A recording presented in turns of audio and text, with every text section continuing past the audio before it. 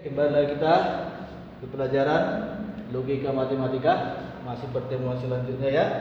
Di sini akan kita lihat sifat dan hukum logika. Yang pertama berlaku pada sifat komutatif ya. Kita lihat P konjungsi Q. Ini simbol ekivalen. Jadi kalau dia dalam pernyataan ya, garisnya itu 3 dibaca ekivalen, pengertiannya sama. Kalau dia bilangan bulat ini 2 sama dengan 2 gitu ya. Tapi dalam pernyataan ya dibuat menjadi ekivalen. Oke. Nah, untuk komutatif kita harus ingat dulu apa itu sifat komutatif dalam bilangan bulat. 2 plus 3 ini sama artinya 3 plus 2 ya. Itu sifat komutatif. Maka ini sama, ini menjadi Q. Ini simbol konjungsi P. Jadi diikuti pernyataan si P. Oke, itu yang pertama. Yang kedua, kalau dia disjungsi ya sama, berarti ini berlaku juga sifat komutatif ya, ekivalen. Ini simbol ekivalen, maka Anda buat Q ya, disjungsi P. Oke, itu untuk sifat komutatif. Sifat berikutnya di sini asosiatif ya. Asosiatif itu adalah pengelompokan ya. Kita harus ingat lagi kalau dia bilangan bulat, operasi asosiatifnya gimana? Ini 2 plus 5. Katakan di sini plus 7, ini sama artinya dikelompokkan ya, 2 plus 5 plus 7 ya. Jadi pengelompokan pertama tadi 2 plus 5. Jadi 5 plus 7 itu yang dikelompokkan ya. Maka ini juga sama. Maka kita kelompokkan dia. Maka P konjungsi ya Q. Oke, konjungsi R. Nah, ini kurungnya di sini kita buat. Kita kelompokkan si Q dan si R ya. Ingat konjungsi dibaca dan ya. Oke. Berikutnya P disjungsi Q ya, disjungsi R. Kita kelompokkan sama ya. P tulis dulu dia, disjungsi Q, disjungsi R, baru Anda buat kelompoknya. Jadi Q disjungsi R-nya yang kita kelompokkan. Oke, itu sifat asosiatifnya ya. Berikutnya kita lihat sifat distributif. Yang ketiga ya, sifat distributif. Oke, kalau sifat distributif dalam bilangan bulat ya, kalau kita lihat dalam bilangan bulat, katakan di sini 3 dikali dengan 2 plus 5 ya kan? Berarti ini kita kalikan dulu ya. Ini sama artinya dengan 3 kali 2 baru 3 kali 5 ya, operasinya plus 3 kali 5. Nah, ini namanya sifat distributif ya. Sama dengan ini, kita lihat, kita cermati, ini disjungsi, ini konjungsi ya. Maka langsung kita buat seperti ini ya. Si P dan si Q ini dulu kita lihat ya, sama seperti tadi. Maka kita buat P ya, disjungsi ya.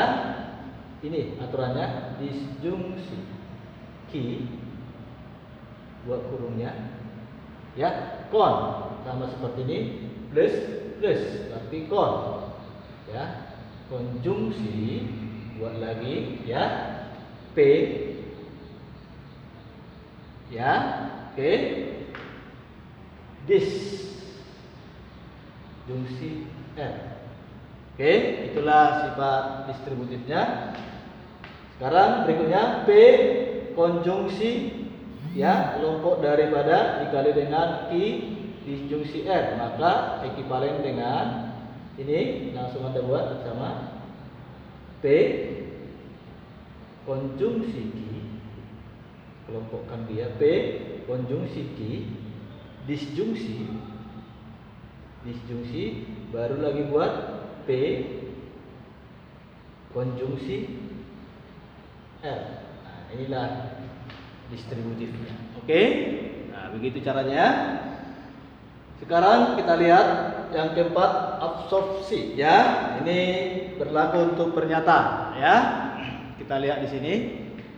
Oke, ini saya turunkan dulu supaya kelihatan. Di sini ada caranya, kita lihat P disjungsi Q konjungsi P, ya. Jika ada seperti ini maka operasi dalam pernyataan ini P, ya, muncul lagi di sini P. Oke. Maka hasilnya ini adalah P.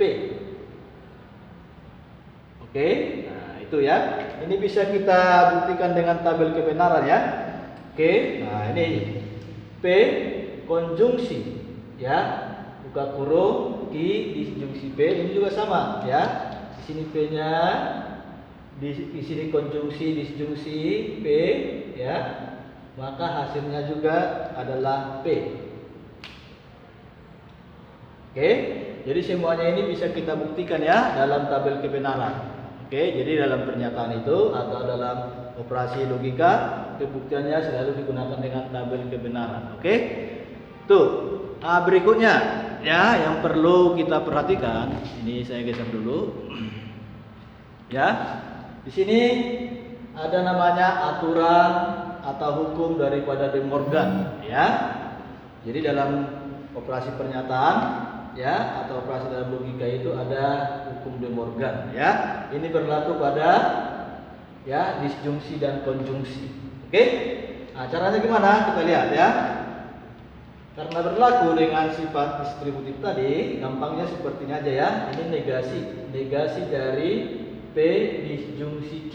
Maka ini cara seperti yang Anda buat ya. Negasi dengan si P ya. Negasi dengan si P itu sama artinya negasi P. Gitu ya. Langsung Anda buat di sini. Negasi P ya. Ini sama ekivalen ya. Baru Anda lihat lagi. Negasi daripada disjungsi, negasi disjungsi. Jadi lawan disjungsi itu adalah konjungsi, ya. Oke, baru Anda buat konjungsi di sini. Oke, nah selanjutnya kita lihat negasi daripada Q itu adalah negasi Q. Oke, jadi negasi P disjungsi Q itu sama dengan atau ditulis dengan ekivalen ya. Jadi dalam pernyataan itu ekivalen atau logika namanya negasi P konjungsi negasi Q. Oke. Nah, yang kedua bisa kita buat negasi dari ya P konjungsi Q. Ekivalen ya. Sama caranya Anda buat negasi dengan si P. Apa hasilnya? Ini adalah negasi P, ya. Baru Anda buat lagi negasi daripada konjungsi. Negasi daripada konjungsi, lawan konjungsi adalah disjungsi, ya. Anda buat di sini, jadi disjungsi. Oke.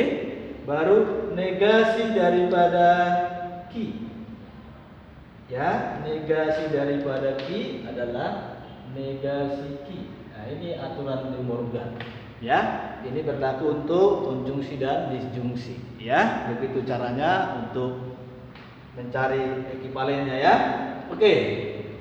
Ini penegasan yang terakhir di sini ada ekivalen. Ekivalen itu artinya sama, ya. Jadi karena aturan De Morgan itu berlaku untuk disjungsi konjungsi, maka bagaimana kalau dia ya implikasi? Nah, ini harus kita ubah dulu. Ya, jadi implikasi itu harus kita ubah ke bentuk disjungsi atau konjungsi. Ya, maka yang ekivalen dengan P implikasi Q, ya, yang sama dengan dia apa ini? Ini Anda harus cermat ya. Ini yang sama dengan dia itu adalah negasi P. Oke, ini disjungsi ya Q. Nah, jadi ini bisa kita buktikan dengan tabel kebenaran ya. Jadi P implikasi Q nilai kebenarannya itu sama dengan negasi P disjungsi Q. Ya, maka dari sini nanti negasi daripada implikasi P implikasi Q ya ekivalen dengan siapa? Itu sama artinya dengan negasi dari ini ya, negasi P ya disjungsi Q.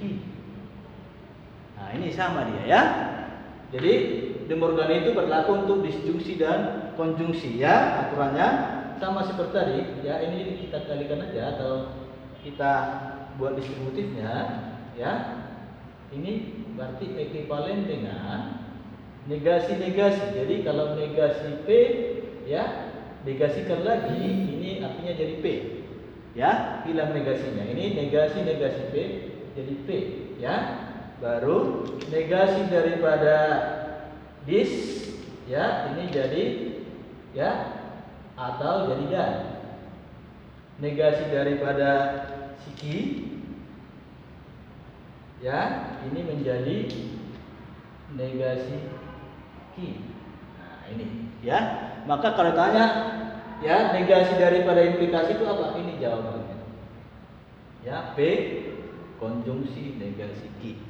Ya, begitu cara pembuktiannya. Oke? Nah, inilah operasi yang ada dalam logika matematika, ya. Oke? Nah, nanti bisa kita buktikan dengan tabel kebenaran, ya. Selanjutnya nanti kita lihat bagaimana cara menentukan tabel kebenaran dari suatu pernyataan, ya, yang dihubungkan dengan konjungsi, disjungsi, implikasi, dan biimplikasi. Oke, ya. Terima kasih, ya, untuk hari ini. Terima kasih Anda sudah bergabung. Jangan lupa di like dan subscribe. Thank you.